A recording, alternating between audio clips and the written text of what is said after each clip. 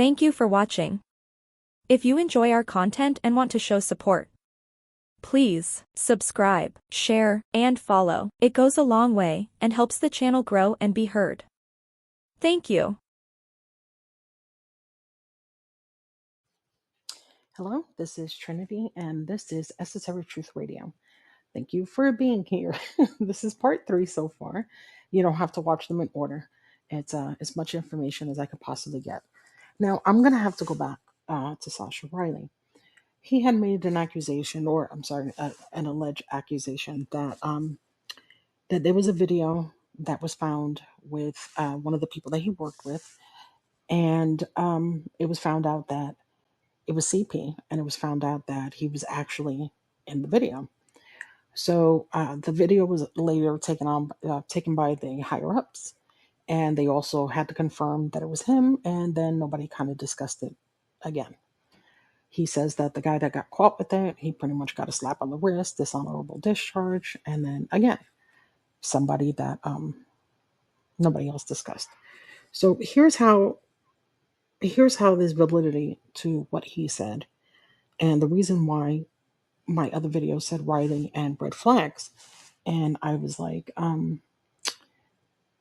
throwing the military name in it is kind of the wrong move. It doesn't discredit him in any way, but it makes finding any information out almost impossible. And if somebody claims that they verified, they're full of shit. You can't get any of that information, no matter what. It's speculation or it's hearsay, but you're not going to be able to get anything, not even with a Freedom of Information Act file, because I already looked into that. I went on Ancestry.com, having an account with them. Couldn't verify any of it. So here's how we know that that story is not as far-fetched as we think that it is.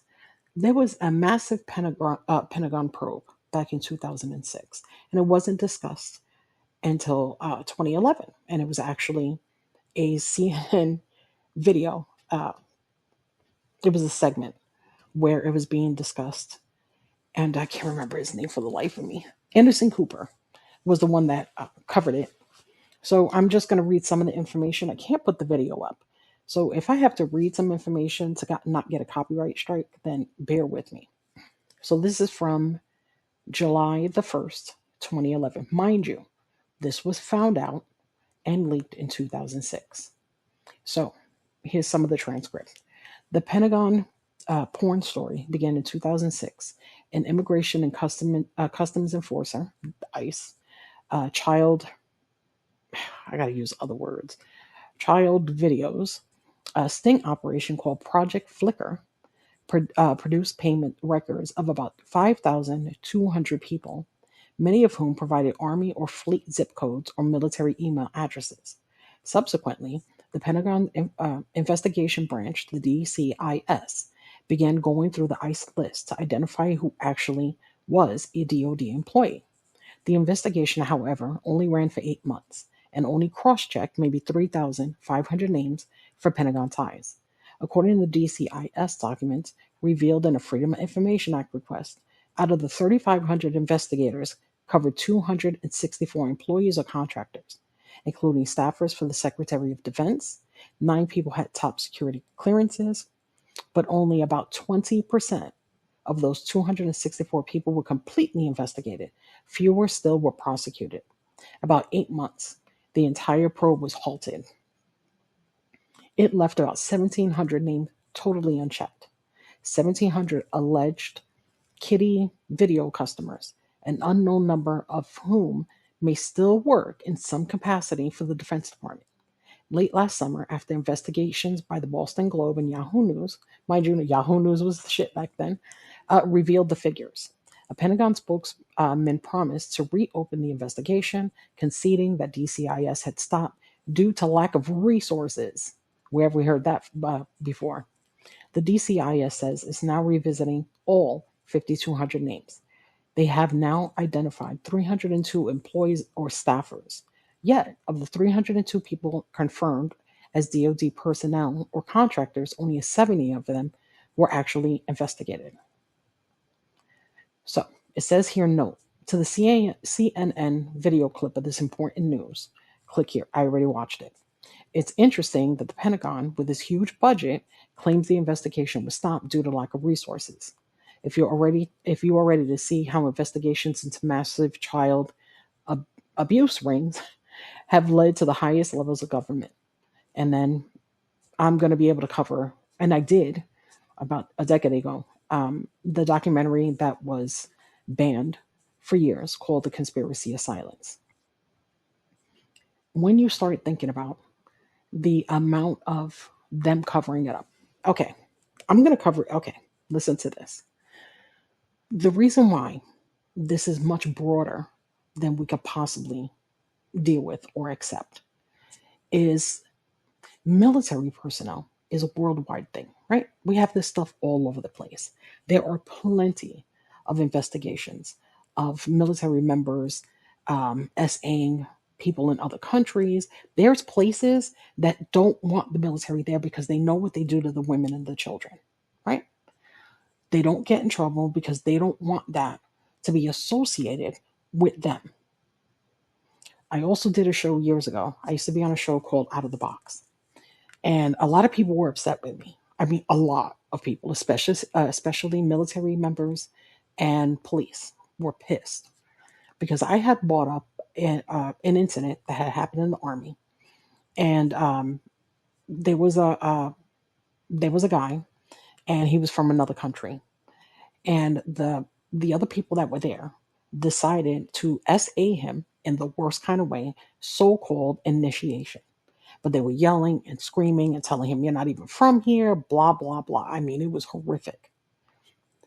Here's the thing, because this incident was something that happened within the military, especially for the men, not so much the women that are accusing people of SAing them. When you do this and you're a male, they make it public. They put your name out there. When you make the accusation, the paperwork is easily found. Because of this, thousands upon thousands of men are harmed and essayed in the military and also the police. But they cannot come forward because their names will be put out in public. The person that did come out, he clearly said, "This is not the first time. I know plenty of people this happens to. And when we try to tell, this is what happens. They put our names, they scold us, everybody doesn't want to talk to us, and we have to leave because it's dangerous. We're terrified of friendly fire." This is why I was so concerned with Riley bringing up the military, because these people don't want that shit out there. And like this article in that interview said, the budget that these people have had, I mean, for always, they've had massive amounts of money to actually close an important case where thousands of people that are in the military are accused of something like this. And then you say, "Oh, we had to close that after 8 months because we don't have enough money to investigate it." Are you shitting me? So this is where that goes into play. This is not new. This is very, very, this is back in the day when news was news, where legacy media bought this stuff up. They were out in the open. They actually did reporting. They actually were journalists and they wanted this stuff out. You can't do that anymore. You can't. They're going to cover this up in the worst way possible, and we're not going to find out shit. Is his story legit? According to 2006, yes. And I'm sure way before that, in almost all the wars, there have been stories of what it is that the military members are doing out there, especially to children. Especially to children. You could do this shit in these other places because they're poor. They don't want to tell. If a parent finds out that something happened to their kid, you can get shot. You can get killed. If a kid says he's going to tell, guess what? You kill the kid. This is not new. It's never been new. So, with that being said, I just wanted to cover this one part so that you understand that Riley might not be lying about this because it's alleged. I got to keep using that word, that this happened, but the confirmation is out in the open. The stuff I'm going to bring out is not the bullshit that they're saying now. I'm making sure I pull up very old articles so you understand that people have been out there and they have been saying it. They have been. And we just don't want to listen to it. We allow the cover ups to continue. And this is something that they're not going to be able to bring up. They're going to say that it's not true. All of this. They're going to take him and they're going to put him, they're going to drag him through the mud. Do you think I think that more males are going to come out? But absolutely not. We only got 4. Do you think in 2 million files there was only 4 kids, 4 males that were involved in this? According to Riley, they were separated. The boys and the girls were separated. So these people, these assholes that are running around SAing children, they have one particular place that they go for the girls, and then they have another spot where it's only boys. This is never going to come out. But with that being said, as long as I bring information forward that I can pull back as far as I can possibly go, which I'm going to continue doing, because we didn't talk about the boat. We didn't talk about conspiracy assignments. We didn't cover any of that. We didn't cover the finders. I plan on covering all of that. Shit, I'm planning on covering the McMartin trial. So every piece of information you can gather, that's going to be helpful. I can guarantee you there's no other content creator right now doing this, because this is the work. This is the real work. So if you stuck around this long and you're actually listening to my videos, I appreciate you and I thank you. And let's keep going with this. I'm going to keep doing this till my voice is gone. Thank you for taking the time. If you enjoy my content and you want to support my channel, by all means, share, like, and subscribe.